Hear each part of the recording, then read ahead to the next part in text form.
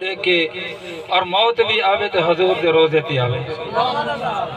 اے حضور دے بیٹے دی، اے حضور دے عاشق دی ایک خواہش ہے. مدینہ منورہ دا شہر ہے. رات کو سم دے حضور دے روزے کو دیکھ کے سم دے، فجر نال اٹھ دے حضور دے روزے کو دیکھ کے اٹھ دے، سار دیوار رب دے محبوب دے روزے کو بھی دیکھ دے بیٹھا رہا دے اور درود و سلام بھی پڑھ دے بیٹھا رہا دے.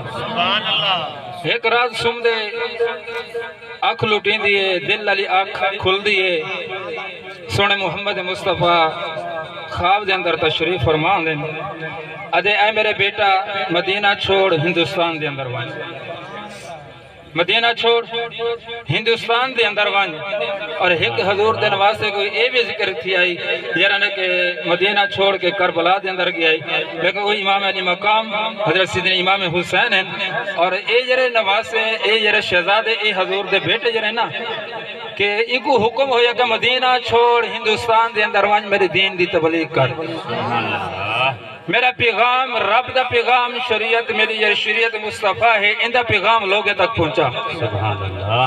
مدینہ ہے فجر نال اٹھے حضور دے بارگاہ دے اندر حاضری دیتی سی. دل نکرنا مدینہ چھوڑا، ساری دوار مدینہ منورہ اور حضور دے روزے کو دیکھتا رہ گیا. رات کو ستے حضور بلا تشریف فرمائے. حضور نے فرمایا کہ میرے شہزادے مدینہ چھوڑ ہندوستان دے اندر وان میرے دین دی تبلیغ کر. لیکن فجر نال اٹھیں دے حضور دے روزے دے وقت وہ حاضری دیں دیں. ساری اور حضور دے روزے کو تکتے رہے میں دیکھتے رہے میں کہ مدینہ کی میں چھوڑا. ساری واری تو حضور دے روزے کو دیکھ دا.